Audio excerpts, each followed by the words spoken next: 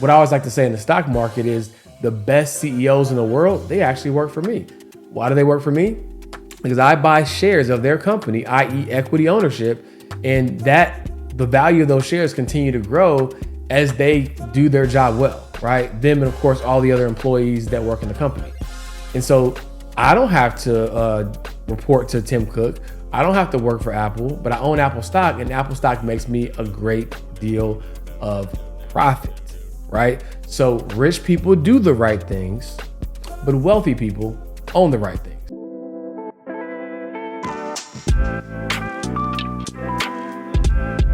What's going on, guys? Welcome back to another episode of Financial Freedom Fastlane. I don't know why I did that point thing, but we're going to keep it in there. The quicker you get to your dream life, the longer you get to enjoy it. And I'm your host, George Achampong. Thank you guys so much for tuning in.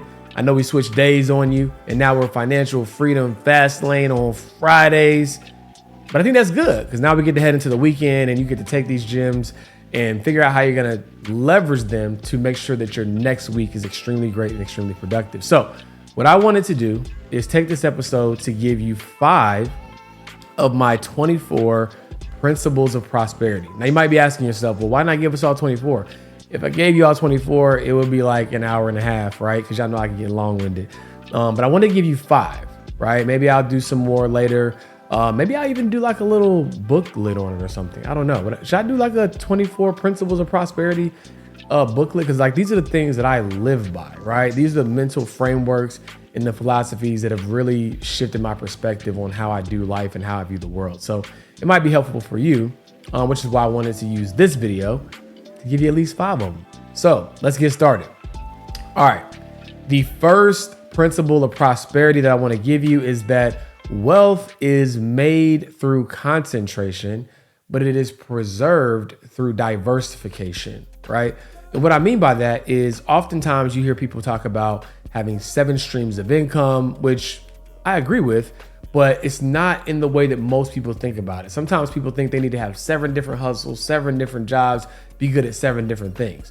More realistically, instead of creating 7 different streams, initially what you do is you create a waterfall. And what I mean by that is you create one thing that produces most of your active income, and then you take, right, the profits from that to buy income and create other revenue streams. So instead of you being a hairstylist and a chef and all these other things, you're really great and world class at really one thing, right? And then you leverage that to be able to go and make investments in 3, 4, 5, 6 other things, right? That is the true way to 7 streams of income, not working 7 different hustles. Now, what I will say is typically if you become world class at something, there are other ancillary supporting or derivative things that you can do within that same ecosystem that are in alignment, right? So for example, I might start out as a realtor. Then maybe I learn the real estate business and I become a developer, right? Then from there, I'm a real estate investor. Maybe I've aligned or have equity ownership in a appliance company, right? So like, I'm just giving you arbitrary ideas. I'm not a real estate agent, so this isn't a real world example, but I'm giving you an example of how you can take one thing and then ultimately that can open the door for a lot of things, right? Or if you are a chef, right, then you can do a cookbook. You can host cooking workshops. You follow what I'm saying? So those make a little more sense to have different streams because it's all within the same kind of vertical or ecosystem, and they're just kind of offshoots of the main thing, right? So if you want to truly build wealth at the greatest scale, remember the wealth is made through concentration and it's preserved through diversification. And if you don't believe me, look at some of the most successful and wealthiest people in the world. Look at Elon Musk, look at Jeff Bezos, look at Mark Zuckerberg. Most of their wealth is tied to the companies that they built, right? Then when they build these massive companies, they can take profits and then they can go invest in other things, right? So that is prosperity principle number 1. All right, prosperity principle number 2, okay? Rich people do the right things. Wealthy people own the right things. Right. So going back to my point, it's all about owning those additional revenue streams, not actively doing a lot of other work, right? So when you're rich, that means you figured out how to make money. You figured out how to have a high income skill set and earn a great living. That's amazing. But when you want to make the shift from rich to wealth, you have to start focusing on ownership, right? How can you own assets that can produce cash flow, appreciate in value? Because if you own the asset, then you don't have to do anything for it. Like what I always like to say in the stock market is the best CEOs in the world, they actually work for me. Why do they work for me? Because I buy shares of their company, i.e. equity ownership, and that the value of those shares continue to grow as they do their job well, right? Them and of course, all the other employees that work in the company. And so I don't have to report to Tim Cook. I don't have to work for Apple, but I own Apple stock, and Apple stock makes me a great deal of profit, right? So rich people do the right things, but wealthy people own the right things. All right, prosperity principle number 3. Riches is measured in money, but wealth is measured in time, right? So again, with riches, you figured out how to make money. You have money in the bank. You have money in your investment account. You have money to do the things that you enjoy. Great news. That's amazing. There's like, we shouldn't overlook that feat. I think oftentimes we almost focus too much on the wealth part and forget that we actually have to get rich. So that's great, right? But you also, again, want to remember that wealth is measured in time. What do we mean by that? When you're truly wealthy, you get to do what you want, when you want, with who you want, for however long you want to do it, right? That's the true measure of wealth, because if you're rich, but you have to trade all your time for money forever, right? Because you didn't systematically take those resources and start to allocate them towards allocate them towards assets so that you can have the assets cover your lifestyle, then yeah, you're making a lot of money, but you always have to trade that time for it. And if you were to get hurt or sick, would you be able to maintain that lifestyle? Or more importantly, if you were no longer here, would your family or your loved ones be able to maintain the lifestyle that you've created? Probably not, because you have to go out and produce that income instead of the assets doing the work for you.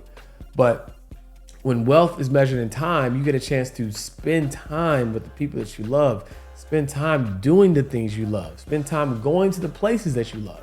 And that is a true measure of wealth, in my opinion, right? So remember, riches is measured in money, but wealth is measured in time. All right, prosperity principle number 4, okay? Both successful people and unsuccessful people have a high threshold for discomfort. What do I mean by that? What I mean by that is when you want to become successful, like I don't know if it was a lie or just a misconception of what it really takes, right? And so oftentimes people think about the transition from bad to good, but not the transition from good to great. And I believe that is a harder transition because you're living a comfortable lifestyle, right? Things are going well for you, and you're having to give up some of those comforts to get what you want. It's not, if you're at rock bottom, right? Of course you want to improve your lifestyle, but when you're comfortable, that is one of the hardest places to be in to make improvements, right? Because why would you want to change? You're comfortable. Like that's literally part of our human DNA. We're designed to want to seek comfort, right? And so what I realized is that in order to be successful, you have to be voluntarily uncomfortable, right? We've all heard the saying, comfortable being uncomfortable, but that's required in order to reach success at the highest level. And successful people understand that. Conversely, unsuccessful people, whether they realize it or not, they understand it because it's uncomfortable to be broke, right? It's uncomfortable to be severely out of shape. It's uncomfortable, right, to have to log into your online bank account and realize I don't have enough money to pay my bills. It's uncomfortable to have to tell your kids no. It's uncomfortable to not be able to do the things that you want to do in life because you haven't made the hard choices to commit to yourself, right? So the truth is, both successful people and unsuccessful people have a high threshold for discomfort.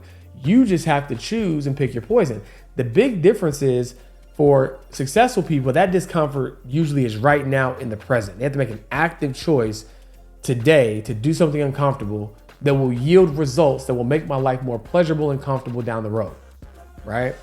Unsuccessful people get the luxury of indulging in things that make them comfortable right now, but will make their life very uncomfortable as time goes on, right? So you can run up the check at the mall and spend money you don't have, but when it's time to pay those bills or when it's time to retire and you don't have it, that's when you're gonna feel uncomfortable. So the challenge for successful people is bringing that future pain into the present so that you're motivated to act, right? That is the challenge, because oftentimes, again, when you're comfortable, when it's fun, when it's enjoyable, when it tastes good, when it feels good, it's like, who wants to give that up? I love pizza just like the next person, right? I love sleep just like the next person. I love relaxing just like the next person. But I understand that doing that in excess is not going to get me to where I want to be. And I have to love the results of the outcome that I'm pursuing more than I love the comforts of what I'm able to experience in present reality. You have to be willing to give up the life you have right now for the life that you want most. So the most successful people, the reason why they do vision boards or manifesting or have vision planning sessions is because what you are pursuing might be in the future. And so you have to have a present reminder of what you're committing to. You probably heard me say before, you have to change your relationship with sacrifice. What I mean by that is most times people focus on what they're giving up and not what they're gaining. But if you can shift the focus like, oh man, I'm doing this because I'm gonna get this and that, and be able to impact this, boom, boom, boom. If you change your methodology and your mindset to focusing on that, it'll make it a little, I won't say a lot, it'll make it a little easier to stay the course. Versus if your language and messaging is like, oh man, I gotta give up pizza. I gotta give up drinking. I gotta give up sweets, right? That's gonna sound limiting. No one wants to do that. So focus on what you're pursuing and not what you're giving up. And that is a secret, because remember, both successful and unsuccessful people have a high threshold for discomfort. All right, so prosperity principle number 5. This was a hard one because I told you I got like 24 of them. So it's like, which one am I gonna pick as the last one to close out this video? And I promise I'll do more, but I wanted to give you guys some bite-sized tangible nuggets heading into the weekend so you can kind of think about how you can use these principles in your own life. But this is a simple one, but an important one. When the facts change, so do I. So many of us get caught up on what we said last year, last month, or who we used to be, that it limits us from pursuing the highest version of ourselves. Because we live in a screenshot culture, right? It's like, man, well, I tweeted this or I told somebody that, and they're gonna remind me of what I said, right? And so it's very important that as you grow and as you evolve, you're willing to rip the Band-Aid off and make the adjustments and changes you need to step into this new version of yourself. I don't know who convinced us that changing your mind was a bad idea, right? To be a truth seeker, and this could be a principle all on its own, but to be a truth seeker, you have to live on the edge of contradiction, right? Because you're constantly seeking truth. And as you seek deeper, you might learn something that contradicts the previous truth that you once knew. It doesn't mean that it's wrong. It just means that you evolved, you learned more. You didn't know everything there was to know about the world. And as you learn, it's like, oh, this is no longer true for my current reality, right? Because there's truth, which is absolute, and then there is what is true. The truth is that the sky is blue, right? Or technically that could be true because one day it cannot be blue. But the truth is that I was born in 1987 on April 7th. That's the truth. Like, that can never change. What is true is that I live in North Carolina, right? I was born in Connecticut, but I don't still live in Connecticut, right? I live in North Carolina. That is what's true, right? So truth is relative to your current circumstances and your current reality. Truth is absolute. So you can change what's true all the time. And when you evolve, when you learn new things, when you become a better version of yourself, what's true might change, but you have to have the willingness and conviction to make that change. You can't allow your resume to have you resuming a life that you no longer want to live. Oftentimes we're afraid to change because we've always done this thing. We've always been known for this thing. And now it's hard to reimagine what a new version of ourselves looks like. right? Just based upon our resume. But here's the thing. We are beautiful and dynamic people. And as we evolve, it's okay to evolve, right? Your identity is not tied to what you've done, right? Your identity is tied to the highest version of yourself. And as that continues to evolve, so should you, right? So guys, I hope these 5 principles of prosperity were helpful. If you'd like me to do another episode to unpack more of these principles, let me know. If you'd like me to put together a little booklet that you can walk around with and remind yourself, let me know. But anyways, guys, hopefully this was helpful. I hope you guys have an amazing weekend, and I can't wait to see you next week.